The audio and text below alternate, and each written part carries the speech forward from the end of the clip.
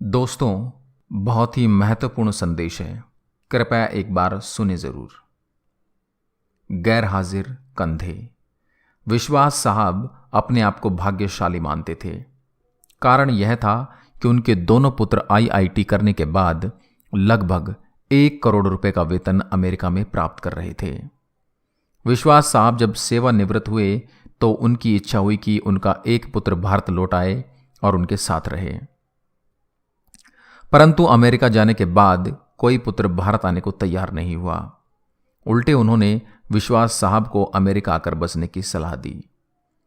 विश्वास साहब अपनी पत्नी भावना के साथ अमेरिका चले गए, परंतु उनका मन वहां बिल्कुल भी नहीं लगा और वे भारत लौट आए।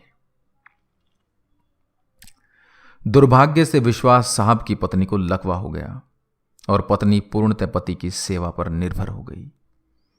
प्रातः नित्यक्रम से लेकर खिलाने पिलाने, दवाई देने आदि का संपूर्ण कार्य विश्वास साहब के भरोसे पर था। पत्नी की जुबान भी लकवे के कारण चली गई थी। विश्वास साहब पूर्ण निष्ठा और स्नेह से पति धर्म का निर्वाह कर रहे थे। एक रात्रि विश्वास साहब ने दवाई वगैरह देकर भावना को सुलाया और स्वयं भी पास लगे हुए पलंग पर सोने चले गए। रात्रि के लगभग 2 बजे हार्ट अटैक से विश्वास साहब की मृत्यु हो गई। पत्नी प्रातः 6 बजे जब जागी तो इंतजार करने लगी कि पति आकर नित्यक्रम से निवृत्त होने में उसकी मदद करेंगे। इंतजार करते करते पत्नी को किसी अनिष्ट की आशंका हुई। चूंकि पत्नी स्वयं चलने में असमर्थ थी, उसने अपने आप को पलंग से नीचे गिराया और फिर घिसटते हुए अपने पति के पलंग के पास जा पहुंची। उसने पति को हिलाया डुलाया पर कोई हलचल नहीं हुई। पत्नी समझ गई कि विश्वास साहब अब नहीं रहे। पत्नी की जुबान लकवे के कारण चली गई थी, अतः किसी को आवाज देकर बुलाना भी पत्नी के वश में नहीं था।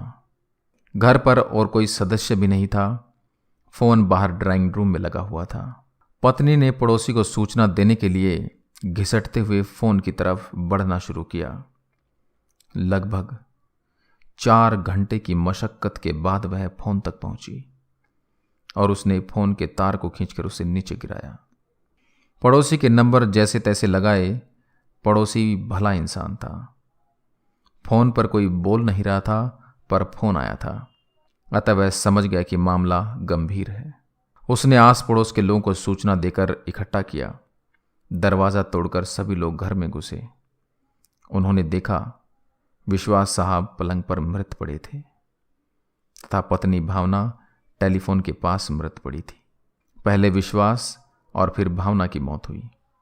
जनाजा दोनों का साथ साथ निकला। पूरा मोहल्ला कंधा दे रहा था, परंतु 2 कंधे मौजूद नहीं थे जिसकी मां बाप को सबसे ज्यादा उम्मीद थी। शायद वे कंधे करोड़ों रुपए की कमाई के भार के साथ अति महत्वाकांक्षा से पहले ही दबे हुए थे।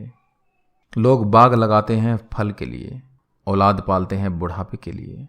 कुछ ही औलाद अपना फर्ज निभा पाते हैं। अति सुंदर कहा है कवि ने, मत शिक्षा दो इन बच्चों को चांद सितारे छूने की। चांद सितारे छूने वाले छू मंतर हो जाएंगे। अगर दे सको शिक्षा तो दो तुम इन्हें चरण छू लेने की। जो मिट्टी से जुड़े रहेंगे वही रिश्ते निभाएंगे। कृपया इसे बच्चों को जरूर सुनाएं। अच्छा लगे तो अपने दोस्तों के साथ शेयर करें। जय हिंद, जय भारत।